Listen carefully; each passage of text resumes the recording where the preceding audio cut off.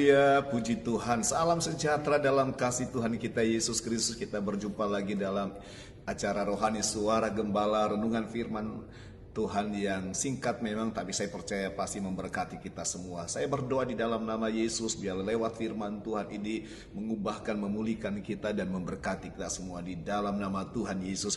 Saya rindu menyampaikan kebenaran firman Tuhan tentang penyertaan Tuhan yang ajaib ya.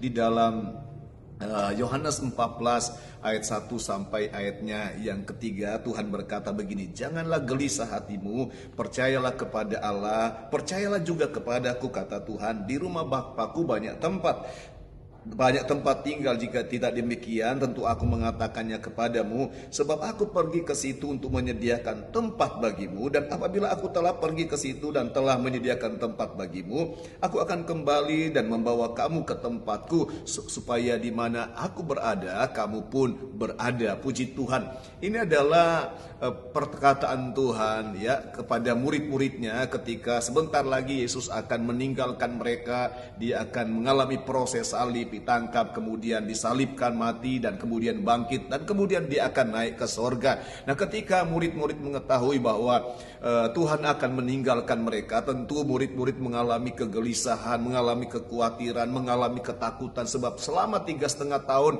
Yesus bersama dengan mereka, mereka tidak kekurangan, mereka bahagia, mereka tenang, mereka damai, mereka menyaksikan mujizat demi mujizat terjadi, mereka melihat perlindungan Tuhan yang ajaib selama 3,5 tahun.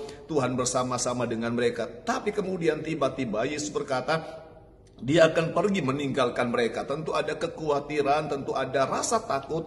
Tetapi kemudian puji Tuhan, Yesus mengetahui bahwa mereka dalam ketakutan. Sehingga Tuhan berkata begini, "Jangan gelisah hatimu," atau jangan takut, jangan khawatir. Kata Tuhan, "Aku akan pergi ke rumah Bapa untuk menyediakan tempat bagimu." Kata pergi di sini bicara tentang Yesus akan naik ke sorga. Dia akan mati, bangkit, dan kemudian dia akan naik ke sorga. Bapak, Ibu, saudara-saudara saya dimanapun, ketika Yesus naik ke sorga, sebelum Yesus naik ke sorga, Yesus menjanjikan dua hal kepada murid-murid, kepada kita semua orang yang percaya. Yang pertama adalah pencurahan Roh Kudus. Yang kedua adalah kedatangannya kedua kali, saudara, ketika dia akan datang menjemput kita semua. Dan tentunya Bapak Ibu, selama kita ada di dunia, saat Yesus naik ke sorga, kemudian sampai dia datang kembali, ada rentangan waktu yang kita tidak tahu berapa lama. Dan tentu sedalam rentangan waktu itu kita ada di dunia yang penuh dengan persoalan, yang penuh dengan tantangan. Dunia ini semakin tidak baik-baik saja.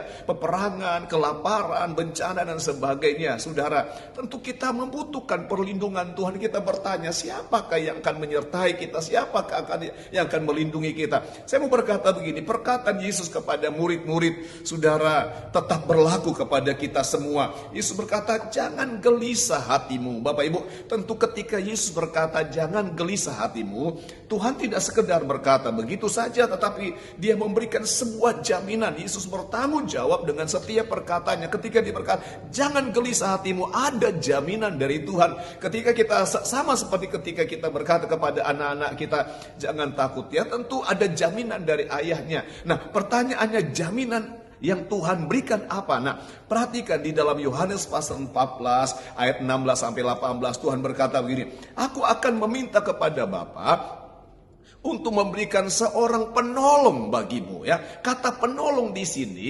adalah bicara dalam bahasa Yunani disebut dengan kata parakletos, yaitu Roh Kudus yang akan menolong. Kata Tuhan, "Aku akan memberikan parakletos," atau akan memberikan Roh Kudus kepadamu untuk menyertai kamu sampai selama-lamanya. Tuhan berkata juga begini di dalam Yohanes pasal 14 ayat 17, "Dia akan tinggal di dalam kamu." Dan Tuhan berkata, "Aku tidak akan meninggalkan kamu sebagai yatim piatu. Aku akan menyertai kamu." Lewat apa? Lewat Roh Kudus. Nah, Bapak Ibu, parakletos ini bicara tentang pengertian makna yang dalamnya adalah, saudara, pribadi Roh Kudus yang menyertai kita di tempat yang manusia tidak bisa melaluinya. Seperti Daud berkata dalam Mazmur 23 ayatnya yang keempat, "Sekalipun aku di dalam lembah kekelaman, aku tidak takut bahaya, sebab Engkau menyertaiku."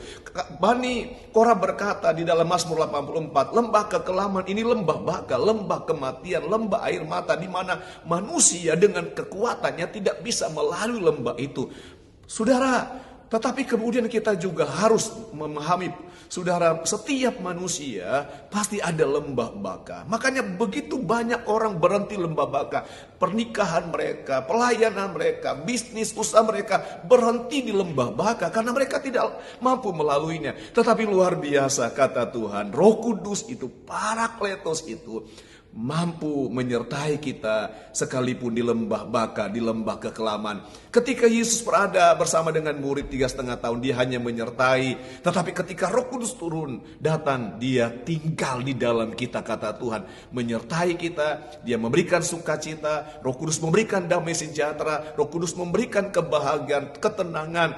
Saat kita membutuhkan sosok seorang ayah, dia menjadi bagaikan ayah bagi kita. Saat kita membutuhkan sosok seorang ibu, dia bagaikan ibu yang membelai kita, menyusui kita.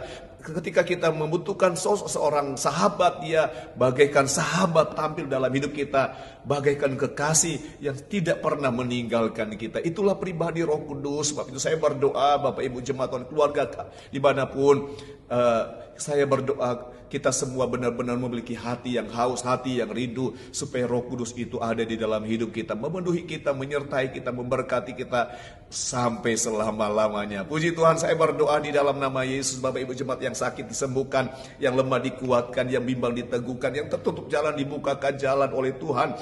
Masalah apapun yang kau alami, ada jalan keluar. Tuhan membuat engkau semakin naik bukan turun, menjadi kepala bukan ekor. Usahamu diberkati, bisnismu diberkati, terlebih pernikahanmu, keluargamu semakin diberkati Tuhan. Tuhan memberkati engkau dan melindungi engkau. Tuhan menyinari engkau dengan wajahnya dan memberi engkau kasih karunia. Tuhan menghadapkan wajahnya kepadamu dan memberi engkau damai sejahtera.